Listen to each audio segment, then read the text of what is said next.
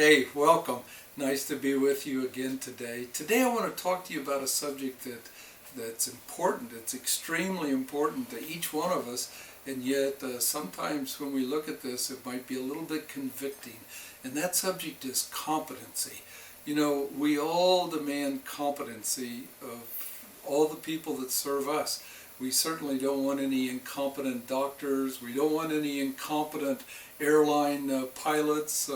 As a matter of fact, we don't even accept incompetence when we're dealing with a lowly paid fast food worker.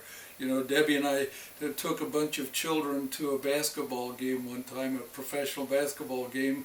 We had our RV full of them, and we stopped by a McDonald's on the way home to get the kids a burger, and the guy at the counter messed up our order. Nobody got what they ordered. The drinks were wrong. Everything was wrong.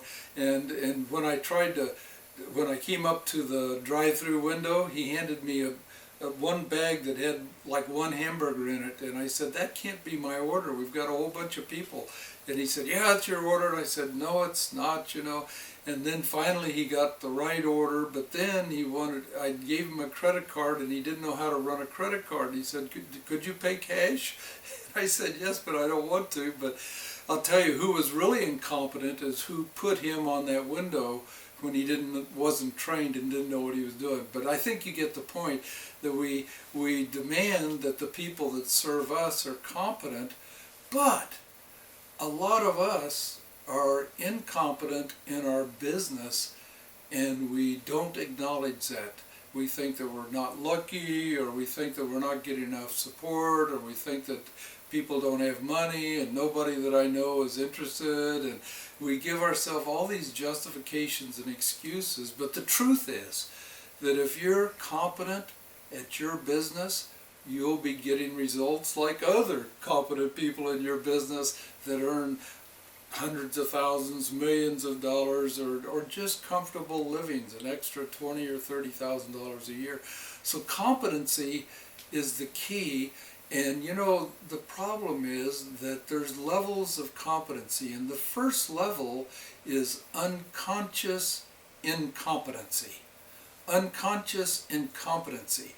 What that means is that I don't know what I'm doing, but I don't know what I don't know, and I think I'm okay, but I'm not okay.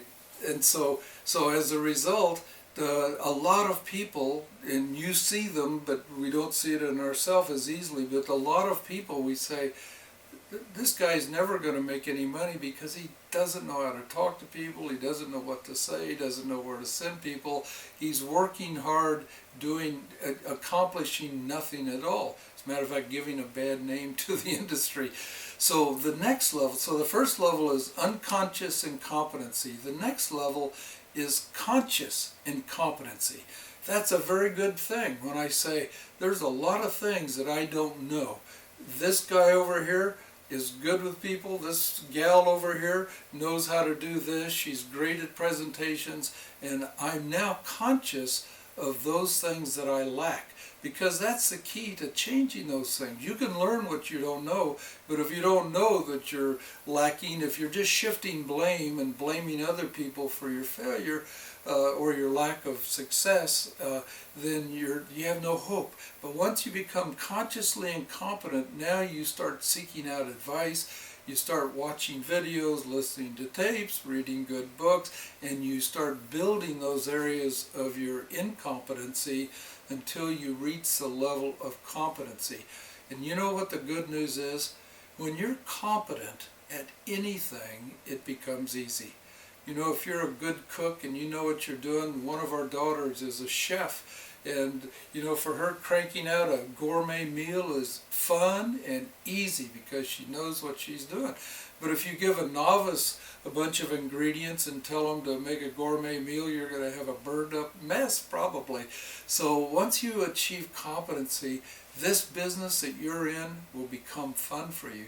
Not only that, you'll become attractive. People will say, I want to work with you because they see that you know what you're doing and that you're going to be able to help them. As Christians, there's another thing. We need to make a decision. You know, the scripture says that we should do our work as unto the Lord. And if you just have that idea that, Lord, I dedicate my business to you, I want to bring glory to you with my business, I want to do all things well, I want to use my business to serve many people with my products and opportunity, and that will be the real motivation to do your very best, is because we do our work as unto the Lord.